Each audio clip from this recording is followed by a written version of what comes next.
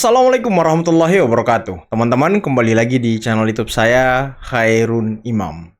Gimana nih kabar kalian? Semoga kita semua selalu diberi kesehatan, kemudahan, dan juga limpahan rezeki dari Yang Maha Kuasa, teman-teman ya. Nah, di video kali ini kita akan melihat bagaimana Rizal Fadilah sudah mulai frustasi berat, teman-teman.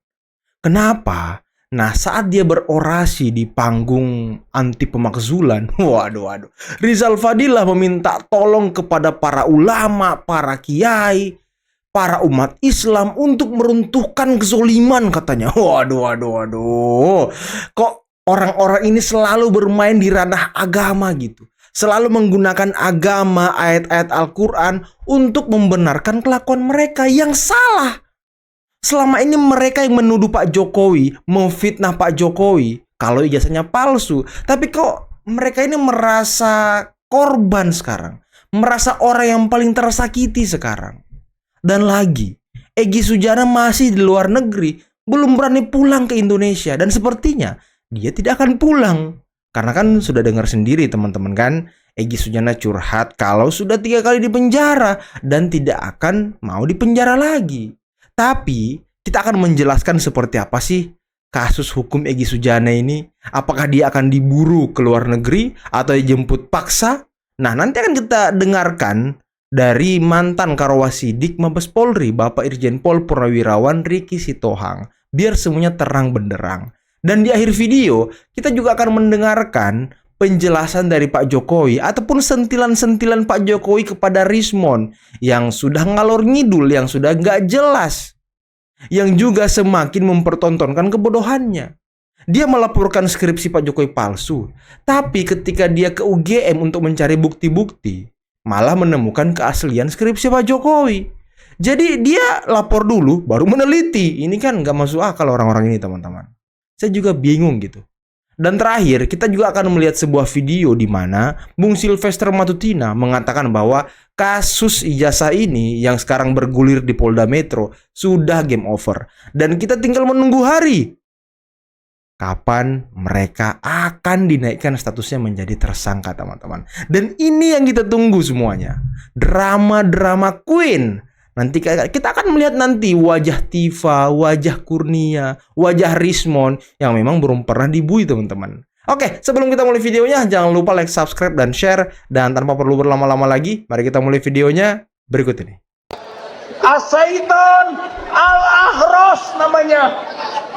Hayo umat Islam, hayo para kiai, hayo ulama, hayo ustadz, asatid, santri, bergerak bersama menumbangkan kezaliman ini.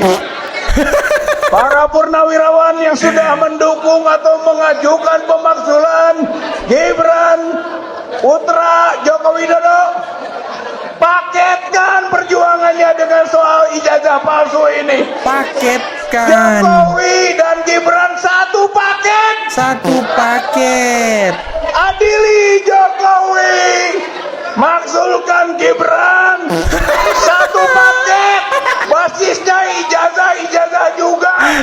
Ijazah Gibran juga diduga palsu. Suara Ijazah berak Jokowi aja. sudah pasti.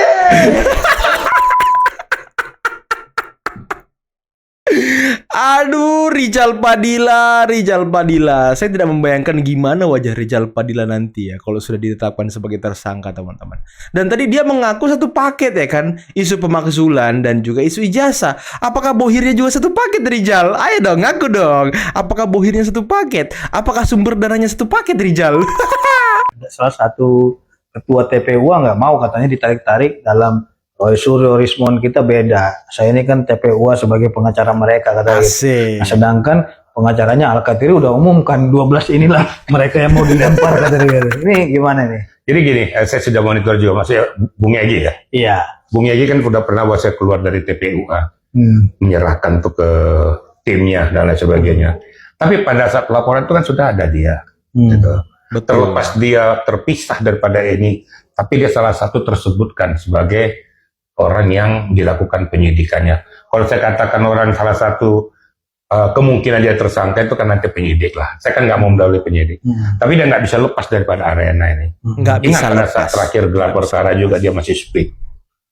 Nah ini yang saya katakan tadi, ya sangat kita sayangkan gitu ya. Tapi mau apapun itu, jadi nggak bisa terlepas dari masalah ini. Ya, ini boleh saja dia. Saya nggak mau lagi campur dengan mereka.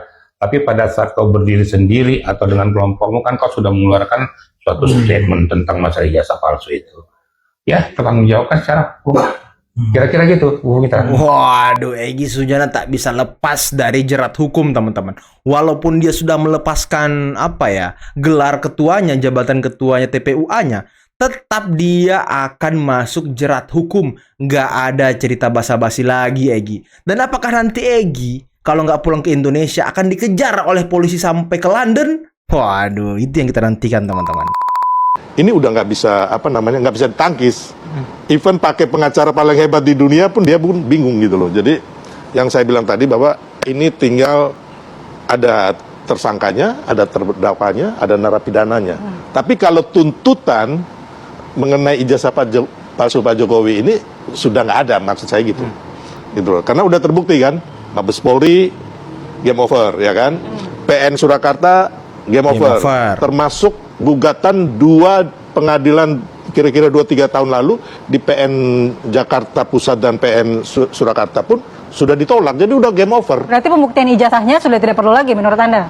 Ya, sebenarnya gini, kita menuduh orang itu tanpa bukti, kita yang akan kena. Jadi sebenarnya makanya saya bilang, kenapa Bambang Tri itu kena?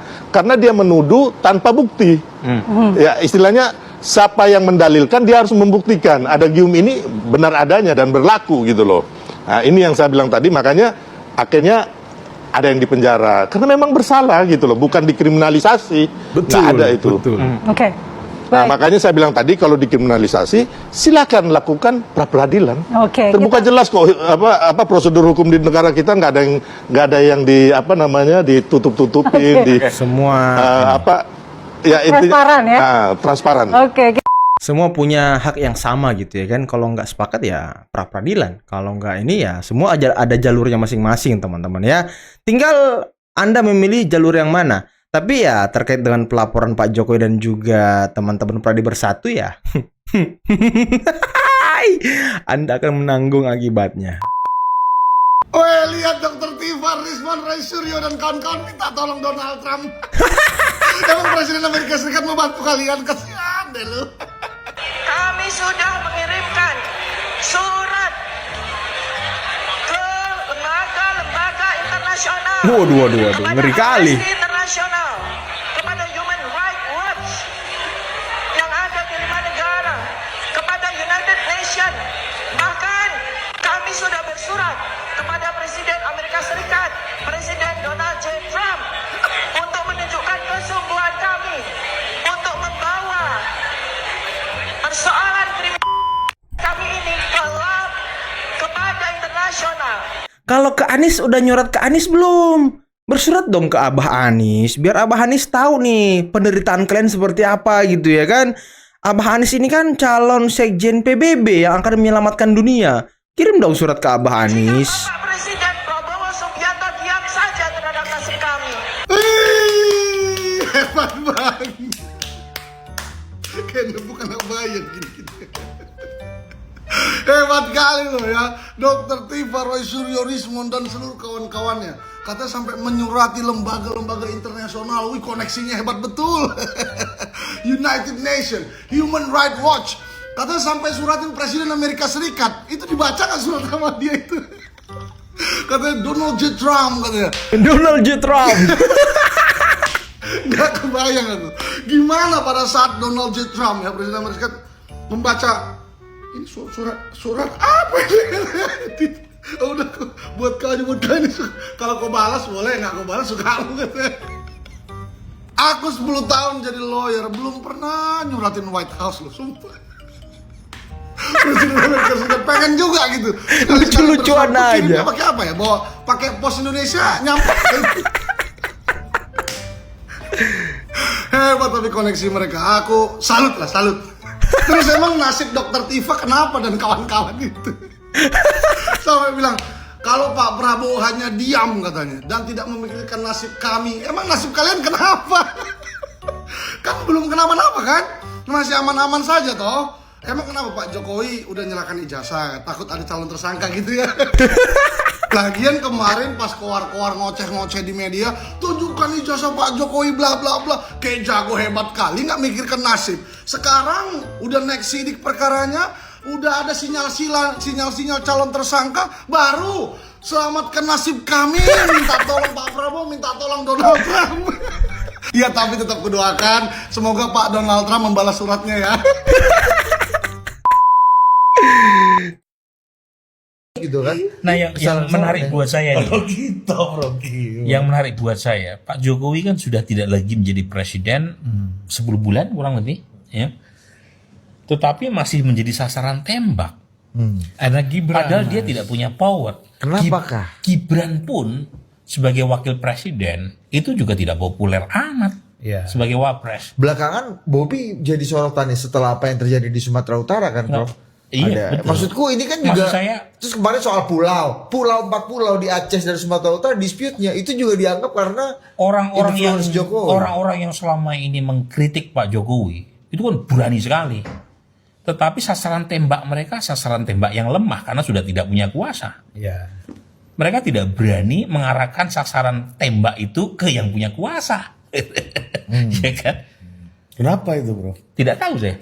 Nah, gini saya punya tahu. Mungkin Prof sungkan mungkin saya juga salah ya, tapi kan Tapi Anda berani. persepsi saya sebenarnya ini target tembakannya bisa jadi ke Prabowo. Ke Prabowo. Tapi kan tadi nggak berani. Komutar gitu. Mutar. Karena apa? Mereka tahu betul bahwa pendukung utama Prabowo itu adalah Jokowi. Kekuatan utamanya ya. Dari segi tadi ya, di Gerindra kita lihat kan, kita tanpa Pak Jokowi tidak mungkin menang, kan gitu. Betul. Nah, jadi sejak itu kan mulai muncul itu. Di sasaran antara. Sasaran antara. Oh, ini rupanya sama aja dengan Jokowi kan gitu. Tetapi Jokowi masih kuat, nggak bisa masuk ke situ langsung. Kalau masuk ke situ langsung berhadapannya berat. Nah, Jokowi dulu yang dianggap lawan yang agak lemah dibandingkan Prabowo. Agak empuk gitu ya kan? Kemudian kalau ambruk ini Jokowi, ya, udah tua. Kita ini mau susah beli gini, belum ada untung gitu. Jokowi ambruk semua, baru target berikutnya adalah Prabowo. Pak Prabowo ya. Tinggal kan mungkin dianggap Prabowo ini siapa sih, tinggal polisi sama tentara kan? Nah, polisi sama tentara kan hitung-hitungan juga berhadapan sama rakyat sekarang ini, tidak seperti dulu. Ya. Nah, jadi itu Prof. Tapi Ngeri juga ya analisisnya ya. Terkait yang ada muncul 12 nama terlapor terkait yang laporan Pak Jokowi di Polda Metro Jaya itu, tanggapannya seperti apa Pak? Termasuk Pak Abraham Samad ya? Iya, begini, jadi yang saya laporkan itu adalah peristiwa. Oh, peristiwa. Mengenai dugaan pencemaran nama baik dan fitnah. Gitu. Jadi saya tidak melaporkan nama. Kemudian ada tindak lanjut penyelidikan dari Polri dan muncul nama-nama itu. Jadi sekali lagi yang saya laporkan adalah peristiwa dugaan Pencemaran nama baik dan fitnah. Berarti munculnya Pak Abraham Samad itu juga bukan dari Pak Jokowi? Bukan, itu karena proses penyelidikan yang ada di Polri. Oh iya, I see. Kalau untuk terkait laporan yang ada di Sleman Pak, ada 3 laporan. Ada 3 laporan Pak, itu tanggapan? Iya, kita hormati proses hukum yang ada. Siap. Pak, terakhir Pak, terkait dengan Dugaan apa tuh? ada yang skripsi palsu, kemudian ada yang soal Pak Kasmujo, kemudian sama, yang terakhir Itu kemarin namanya ngalor ngidul. Ngalor ngidul. Yang satu belum selesai sudah ngalor, yang satu belum selesai sudah ngidul. Namanya ngalor ngidul. Rismo ngalor ngidul. Siap. Ya, Dengar tuh Mon. Satu lagi, Pak. Sylvester Matutina mengatakan bahwa ada tokoh politik di balik Roy Suryo di kasus ijazah ini Pak. kan saya sudah sampaikan, feeling saya mengatakan ada agenda besar politik dalam tuduhan ijazah palsu maupun pemakzulan. Satu paket. Artinya memang ada orang besar ada yang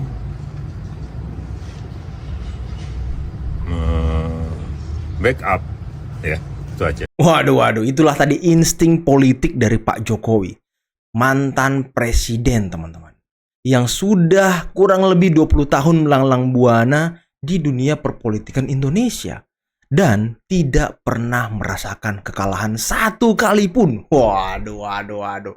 Inilah sang maestro politik.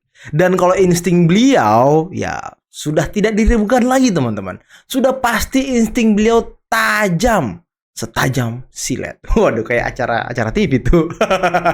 Tapi ya semua orang juga menduga seperti itu teman-teman. Ini ada agenda besar, kasus ijazah dan juga pemakzulan. Apalagi tadi di awal video si Rizal Fadila sudah mengakui kalau memang ini satu paket. Ya, saya pikir Bohine pun satu paket, yang mendanai pun satu paket. Mereka ke sana kemari, pelesiran ke sana kemari, ke Jogja kemana, ke daerah-daerah. Ya, kalau tidak ada yang membiayai, duit dari mana? Orang-orang ini kan pengangguran, teman-teman. Si Rismon, apa kerja Rismon sekarang? Apa coba kerja Rismon? Nggak ada, teman-teman. Aduh. Dan tadi ya, Tifa sudah melapor ke Donald J. Trump. Waduh. Dan kepada 5 lembaga internasional. Tapi sayangnya, kenapa Anda tidak juga bersurat kepada Anies Baswedan? Anies Baswedan ini kan ya the role model Anda, Tifa. Katanya kan Anies ini calon sekjen PBB yang akan menyelamatkan dunia. Ayo dong bersurat. Siapa tahu Anies bisa menyelamatkan dan memperbaiki nasib Anda gitu. Bersurat dong. Masa ya nggak percaya sama abahnya gitu? Ini penistaan abah nanti.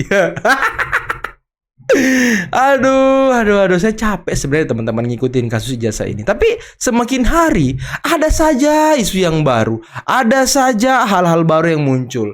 Entah itu dari Rismon, entah itu dari Tifa, entah itu dari Kurnia, entah itu dari Roy Suryo. Setiap hari ada aja hal-hal baru yang diucapkan oleh mereka dan menggelikan teman-teman. Kalau kata Bung Sylvester sih, nol besar.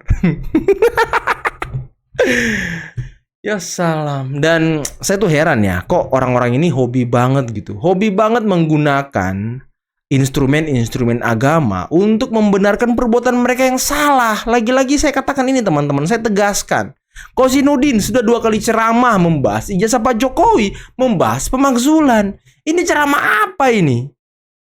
Kok ceramah dibumbui dengan hal-hal politis gitu? Terus di dalam masjid pun, di dalam mimbar, dia mengatakan ya ijazahnya nggak ada. Ya ini kan sudah dalam masjid, fitnah lagi. Aduh, luar biasa ya kelakuan-kelakuan mereka. Ditambah lagi Egy Sujana. Dia pikir dia bisa bebas gitu dari jerat hukum saat tinggal di luar negeri. Ya hati-hati loh Egy Sujana, ntar dijemput polisi loh. Kalau dijemput polisi, oh nangis-nangis. Tapi saya sangat menantikan wajah Tifa, wajah Kurnia. Tapi yang paling kita tanti sih wajah Tifa, wajah Kurnia, dan Rismon. Orang yang memang belum pernah ditangkap. Kalau Rizal Fadila saya nggak tahu apakah dia sudah pernah masuk penjara apa gimana gitu. Karena kan Egy Sujana udah senior, udah 3 kali. Roy Suryo udah pernah juga ya kan, yang pakai kursi roda itu. Ya nanti masuk lagi dia. Jadi mereka ini sudah pernah merasakan hiruk pikuk kehidupan dalam jeruji besi. Jadi sudah bisa membayangkan seperti apa tempat tidur saya nanti, kehidupan saya nanti, kamar mandi saya nanti seperti apa. Jadi mereka sudah bisa memprediksi teman-teman. Dan tadi apa kata Pak Jokowi? Rismon dan kawan-kawan ngalor ngidul. Belum selesai persoalan jasa, lapor skripsi, lapor Pak Kasbujo. Nanti KTP Pak Jokowi pun dilapor. Akte kelahiran Pak Jokowi pun dilapor. Itu mau kok respon. Nah, aduh, kalau teman-teman mungkin cukup sekian dulu video kali ini. Jangan lupa like, subscribe, dan share videonya. Akhir kata, billahi taufiq wal hidayah. Wassalamualaikum warahmatullahi wabarakatuh. Bye-bye.